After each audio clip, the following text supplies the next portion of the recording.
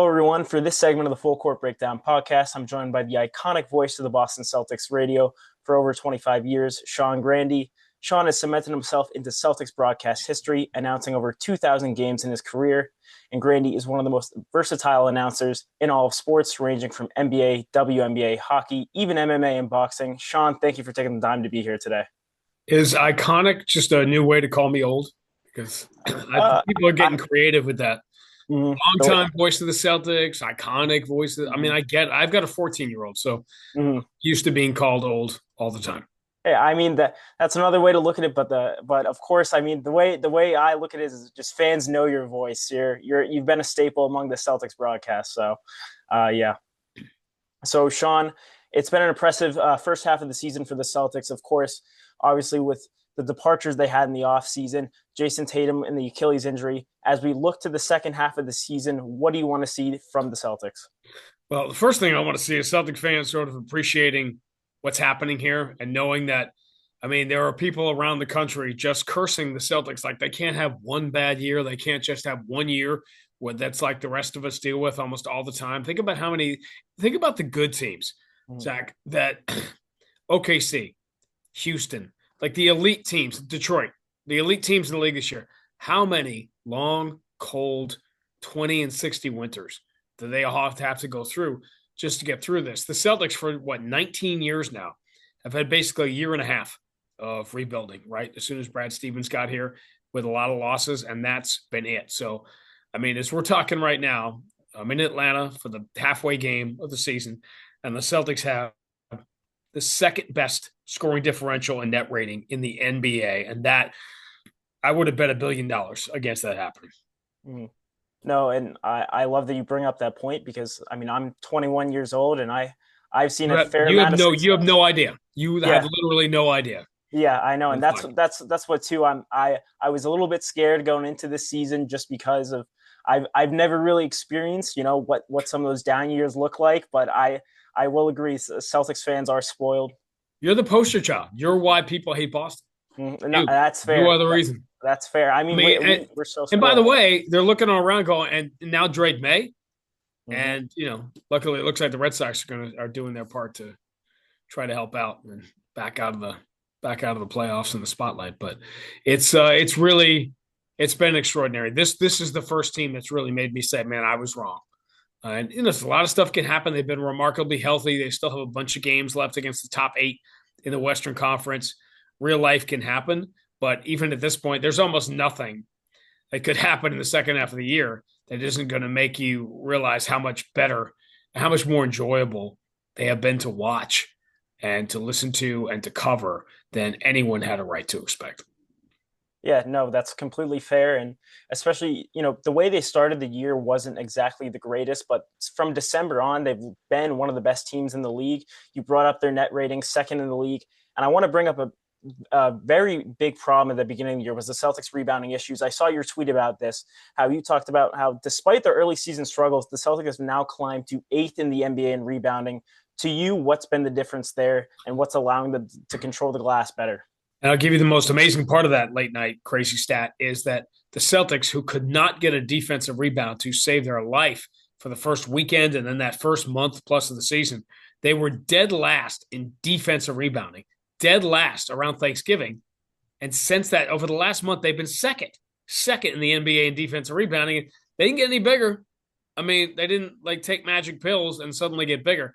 It's just been more of a commitment on that end. It's different guys using their size. I think Jalen has been more active on the defensive glass. Sam Hauser, I'm using sort of recent examples from the last couple of games, but there's a team commitment. I literally asked Joe before the game in Miami the exact question you're asking me. He said, nothing, we're not really changing anything. And then he went through about 2 minutes of systemic changes and whatever all that they actually had changed. The way they're chasing, the way they're crashing the defensive glass. It has to do with everything in basketball is connected. So how you guard the pick and roll affects how you defensive rebound. How you choose to attack the three-point line and run guys off the three-point line leaves you vulnerable for giving up offensive rebounds. A lot of that stuff is true. So there's a great connectivity between offense and defense and how you're covering things, the rebounding. It's all connected together. But there are numbers, from the net rating and the rebounding that simply I cannot possibly have fathomed this was going to happen. I started this year thinking that it was a 500 type team if they stayed healthy. And that was simply based on this. Here's the dark, seamy underbelly of the last 8 years for the Celtics. When Jason Tatum's been on the floor, the Celtics have been a 66, 67 win team. Best team in the league for 8 years. When Jason Tatum has been off the floor, the Celtics have been a 42 win team. And his teammates included, I don't know, Jaylen Brown, Drew Holiday, Kristaps Porzingis, go back to Kyrie Irving and Terry Rozier, Al Horford, So my view was that the group around Tatum for the 8 years was generally speaking more talented and more experienced than this group this year, which is what I was basing that on. And now the Celtics are having the best year they have had without Tatum on the floor, including the championship team 2 years ago. Yeah, That's I mean, insane. it's remarkable at how well that they've sort of transitioned because, like you said, I mean, Tatum has been there for so long. He's been that staple. He's been consistently. I think the big part about him too is that he's always healthy. So that's a guy that you can always rely on. And now you're sort of put in a situation where he's not here for majority of the year. I want to talk about Jaylen Brown now because he has been the guy that stepped up in that role, having one of the greatest seasons of a Celtic individually because he's really embraced that number one role. What are you seeing from him that's allowed him to be so great this year? I've always seen this extraordinary commitment to become a better player every year in the offseason to become an elite world-class athlete, which he is. I've always known the first thing I think of when I think of Jaylen Brown is this extraordinary young human being who, whatever he accomplishes on the court, one day as a Celtics fan, he is going to make you even more proud for what he accomplishes in life after this. 100%. That being said, and I've said that one for years, but his becoming a true MVP, a leader to where guys want to play for him. His words matter. He's pulling guys aside. He dragged Jordan Walsh into this, role that he has played this year, convincing him he could do it. And the best example, and here we are after 40 games, but I'm going to use the example of last night when Jaylen did not have it last night. He wasn't shooting it great. 4 turnovers, I think, in the first half. Didn't have an assist in the game. But when in the Inferno game in Miami, when Anthony Simon scored all the points and did everything, and that's how it's going to be remembered, Jaylen Brown came back in the game the last 5 or 6 minutes and made every play that needed to be made. He scored the baskets that needed to be scored in the third quarter. And then he was grabbing rebounds. He was preventing balls from going out of bounds. He was making all the little hustle plays that was an MVP type performance in that role that he needed to play. And that to me typifies the season, which has obviously also included his Picasso against Kawhi and the Clippers in LA and this extraordinary shooting performance of his. And it's been a joy to see. I think realized what I've settled on at the halfway point as I'm sort of, workshopping this material for all the different podcasts and conversations I have with people is, as a sports fan, you know what it's like on the first day of spring training. You start and you say, if this happens, and if Garrett Crochet is a Cy Young season, and Ranger Suarez is a legitimate number 2 starter, and Meyer becomes a Gold Glove third baseman, and the outfield and Abreu can start hitting lefties and not strike, and pretty soon you start, if you go if, and you talk yourself and you get to the end of your list, and you go, if all that happens, the Red Sox can win 98 games and they can go to the World Series. But we as sports fans know those ifs never all happen. You know what's happened through the first half of the Celtics season? All the ifs have happened. If Jaylen Brown becomes one of the best players in the world, if Derek White picks up some of that defensive slack and is an all-around versatile, if Peyton Pritchard moves into the starting lineup and just will not turn the ball over at all, if Sam Hauser defends at his size and helps out grabbing rebounds, and then the crazy one, if Neemias Queta becomes a top half center in the NBA, if Luka Garza can become dominant on the offensive glass and carve out a role for himself, if Jordan Walsh can go from being a G, all the ifs that seem crazy in October, all the ifs have happened. And that's how you get a team with the second best statistical profile in the league that a lot of people thought was headed for the lottery. Yeah, I mean, it's not often you lose your best player and everyone else sort of steps up in such a remarkable way. And of course, that's how things are trending for the Celtics. I love how you brought up Neemias Queta, and I want to talk about a fun stat because he's been had such a big impact on this team. Among high volume screeners in the league, from average ankle to ankle distance on screens, Neemias Queta sets the widest screens on average at 3.62 feet. Just obviously, it's a fun stat, but tell me about the impact that he's had on this team, the improvement he's made from last year. I mean, something as little as setting the widest screens in the league may not seem like a lot, but it really frees up the scorers on this team. When you don't have the talent, the Celtics, with all the talent that went out the door, you have to do the other little things really well. Not turning the ball over to the top of the list, but when you make that list, screening and screen assists is on it, and you have two of the top 5-6 players in the NBA have been Queta and Garza in screen assists this year. And obviously the trouble for Neemias is being able to do that without picking up fouls. That's the hard part. But look at the improvements you have to make in your game. And Jordan Walsh is the best example of something I talk about a lot at this level. Everybody in the NBA, the worst player you can think of in the NBA is a million times better than you will ever be. Mm-hmm. It's a 1,000,000 to 1 shot to make the NBA. But that player has to realize, whoever it is, you're no longer the leading scorer. You're not scoring 40 a game. You're not. What are you in the NBA?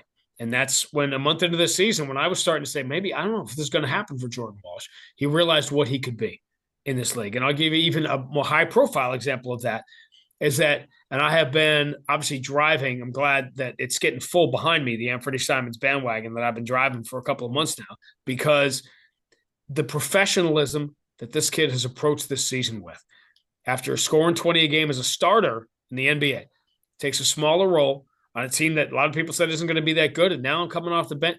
He has dedicated himself. Listen, he's always going to be a bucket, always has been, always will be. His commitment to the way Joe wants to play defense and fitting into that system and becoming now, if not an elite defender, certainly a plus defender, which he was not early in the year. And all of a sudden you realize the role you've carved out for yourself in this league. When I see Anthony Simons now, I think that Jamal Crawford and Lou Williams, those guys made a lot of money for a long time in this league in the exact role that Anthony Simons could be in. Can he be a starter in this league? Of course he can. But, man, this role has worked out perfectly for him. So you have to figure out where you fit in. That not everybody's going to be the leading scorer.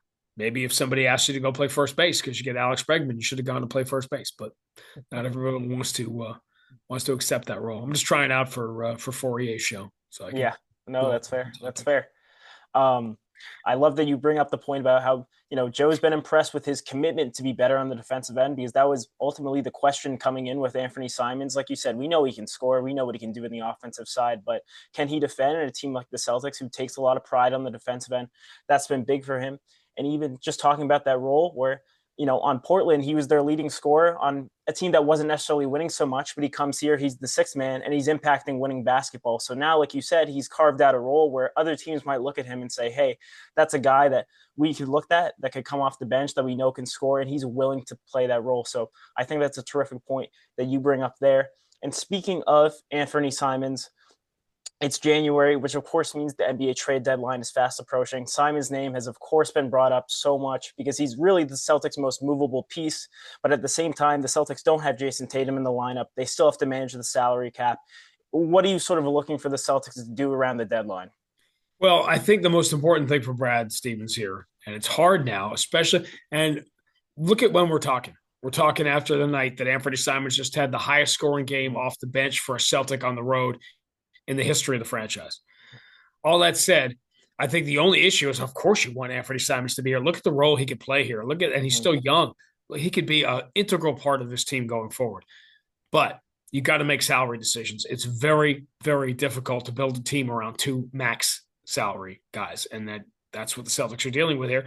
They had to get out of the second apron. That was obvious. I think people, as upset as they were about it, finally starting to realize now that there was no choice. It would have been malpractice for the Celtics to stay in the second apron. All that being said, Brad Stevens' number one priority here has to be not becoming engulfed in what is possible this year and how this team has shocked everybody. And the priority still has to be 27, 28, 29. And if there's a move to be made that's going to make the Celtics better for next year and the year beyond, then you continue forward and you do it. But I don't think you can be swayed by the fact that this team is 10 games over 500 instead of 10 games under 500 halfway through. Because going back to Tatum, I've been a proponent since the first interview I did about it in June. I've been a proponent of Tatum coming back to play this year because regardless of what was going on the court, people were saying, well, what if the Celtics are hanging around and then Tatum could come back and say, no, it's not about that. Could, in another alternate universe where the Celtics are suddenly dark horse contenders in the Eastern Conference, sure, you can have the conversation and say, for all the players that different teams could add, who's going to make a bigger addition at the trade deadline than the Boston Celtics getting Jason Tatum back? That's number one at the top of the list. But that said, to me, the priority has to be next year. I want Jason Tatum to come back and play 10 games, 15 games, whatever it is. If it messes up the chemistry, the rotations a little bit, I'll live with it. If the price I receive for that is Jason Tatum walking into the opening day of training camp in September next year, completely 100% confident in his health and his ability to be Jason Tatum, because that to me is what matters the most. If you get a little bonus, to me, this season was always about, can you scratch and claw and make the playoffs and then scare the living heck out of a team that wins 55 games saying, wait a minute, now we got to play the Celtics with Tatum in the first round after the year we had. Now, obviously, the Celtics, as we talk, sit second in the East, and that makes everything seem possible. But the other part of my job is to once in a while be the guy that says, don't run too fast, don't run with scissors, don't go in swimming after everybody just realize you're closer to eighth than first, right? And that all of these teams here, Boston, Toronto, Cleveland, everybody is one really bad week away from eighth place in the Eastern Conference. So, yeah, right now it seems possible that the Celtics could find their way through and get to the conference finals. That's still a pretty big pipe dream here, not knowing what the other teams are going to do. Health is going to play a factor. You know, going back to our if list, what if Jaylen Brown navigates this entire season, and what if Shea gets hurt and misses a month, and Jokic, and suddenly none of the obvious choices get to 65 games in the MVP race? And it's like, of course, crazy things can happen. But I think the important thing for fans is to fan out, go crazy, love every second of what you've seen this year, and dream about what's possible in the playoffs. Enjoy it. Love every second of this. It's Brad's job, going back to the deadline, to say what makes us better next year. And you can't sacrifice that for a roll of the dice here in 26. Yeah, no, that's a good way to put it, because you don't want to get swept up in the moment, especially in today's NBA where the first and second apron are looming and you're already paying Jason Tatum, Jaylen Brown, Derek White these massive contracts. So it's important for Brad to really,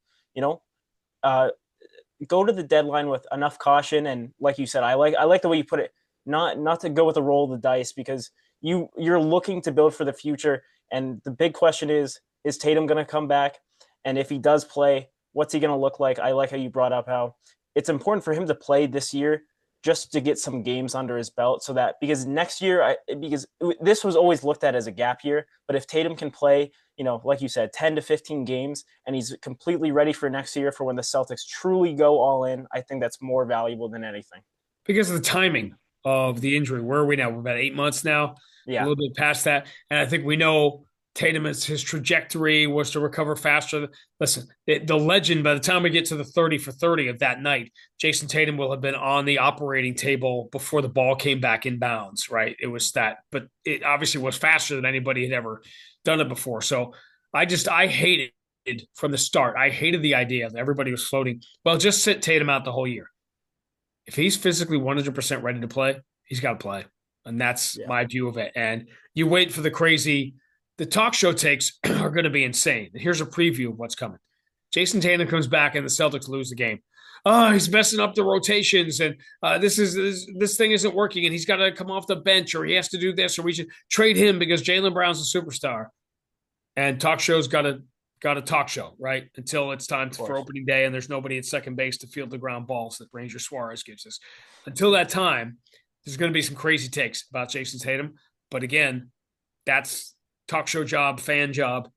Big picture is to understand that Jason Tatum has to be 100% mentally ready for next season. And in the meantime, if he has some fun games, I look at it, and before I say this, whenever I say it, for every aggregator in the world out there who is about to say, oh, Grandy's comparing Tatum to Michael Jordan.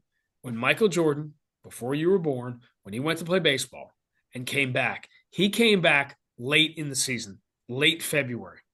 And the Chicago Bulls at that time had become a Scottie Pippen-centric team.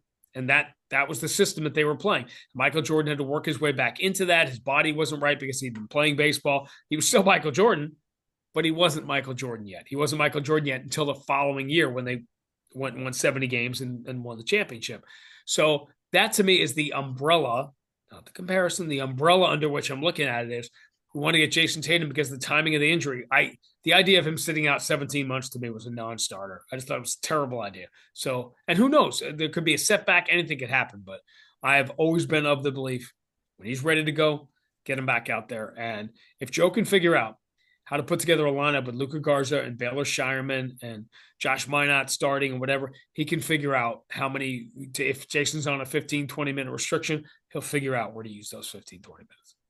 Yeah, and Tatum, he's such an unselfish player that, of course, we'll see how he eases back into the lineup, but I'm not too worried. Like you said, I know they'll figure it out. I'm sure he's been eager to get back on the court, so he's always impacted winning at a high level. So I'm excited to see his hopeful return. I know Celtics fans are. I know you are. So yeah. I want to shift things here because I've got you just for a little bit longer, and I want to talk a little bit about your broadcasting career. You aren't alone on your Celtics broadcast. Like I said, you've done over 2,000 broadcasts, and you're joined by former Celtics and Finals MVP Cedric Maxwell.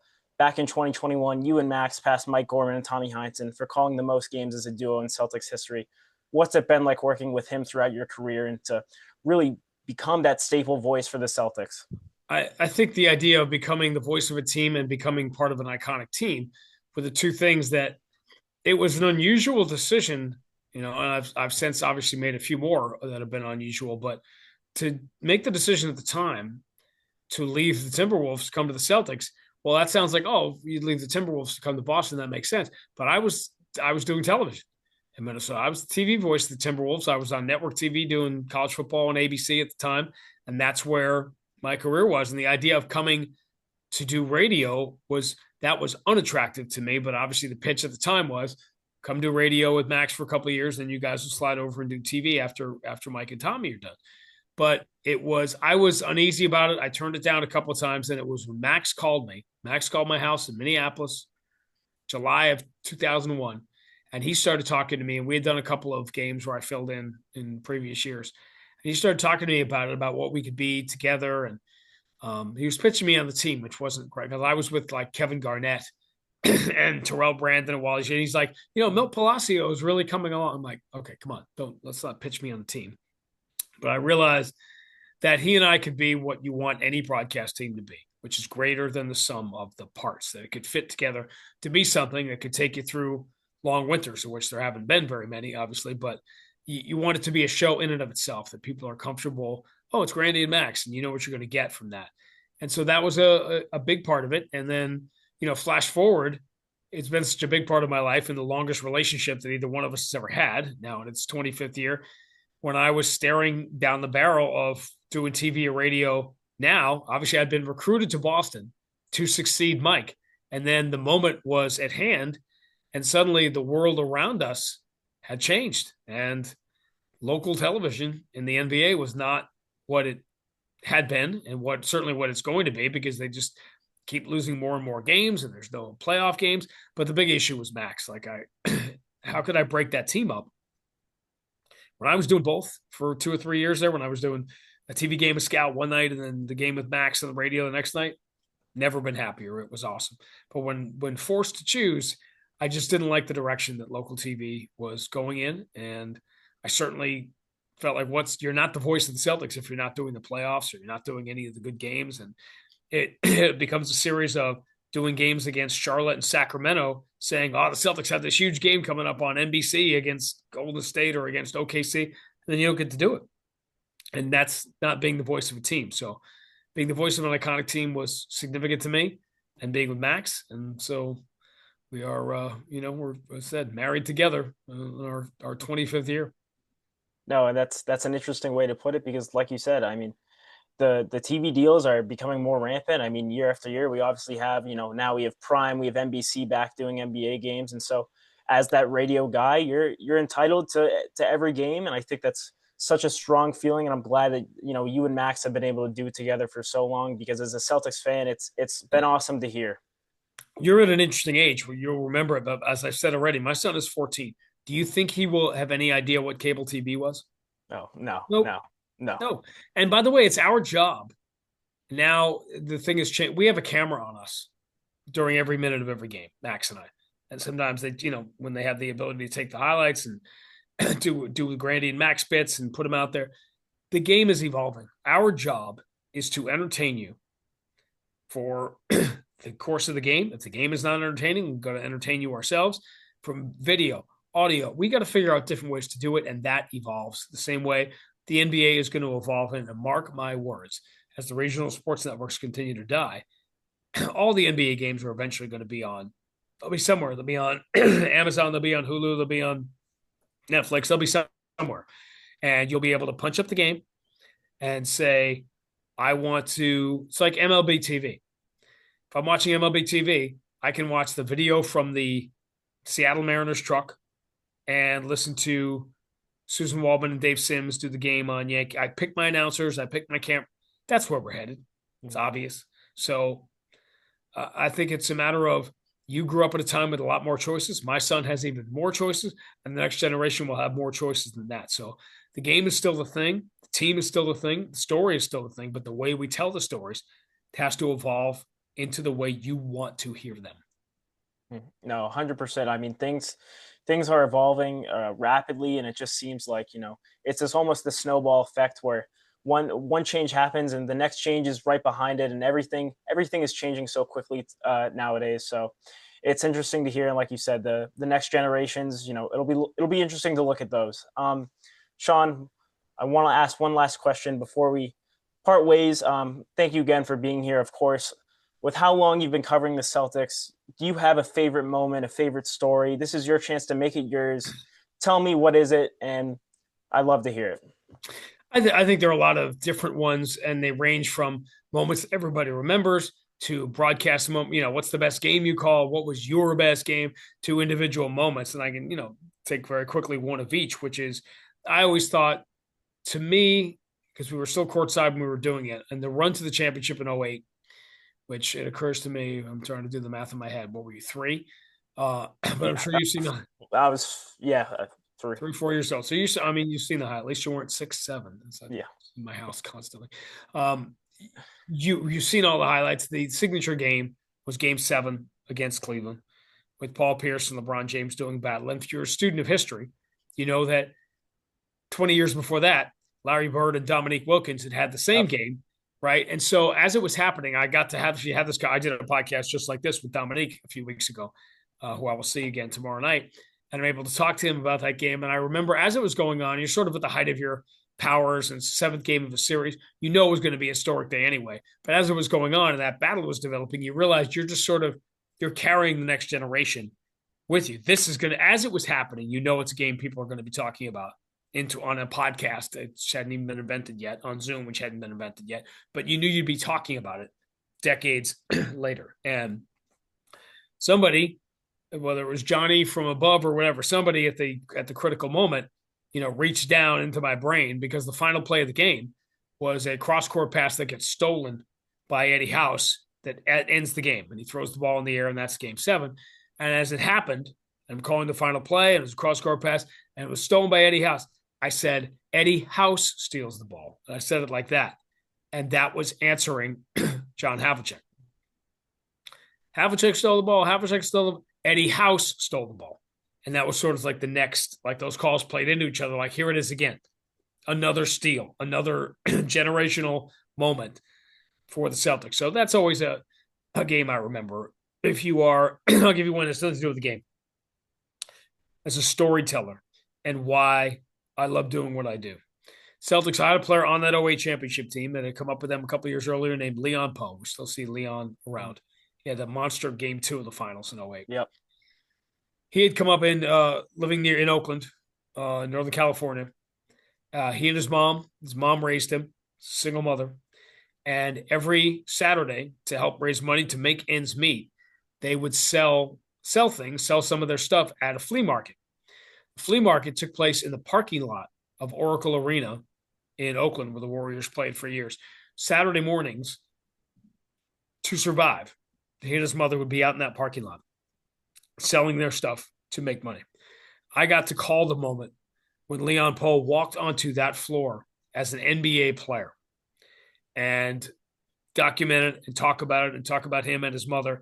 And that's 20 years ago. And I remember that the same way I remember Game 7, because you're telling stories. And although it feels like the Celtics win every night, and it feels like they're a winning team every year, and it feels because they have been a championship contender, you cannot win the championship every year. If you truly love sports and you truly love your team, you love following them from start to finish over a season, over multiple seasons, and you become attached to the players and their stories. And at the end of the day, whether I'm doing baseball or football or boxing or MMA or the Olympics, whatever it is I'm doing, you're telling a story, and you want those stories to be as entertaining as the people that told the stories to me when I was a kid were.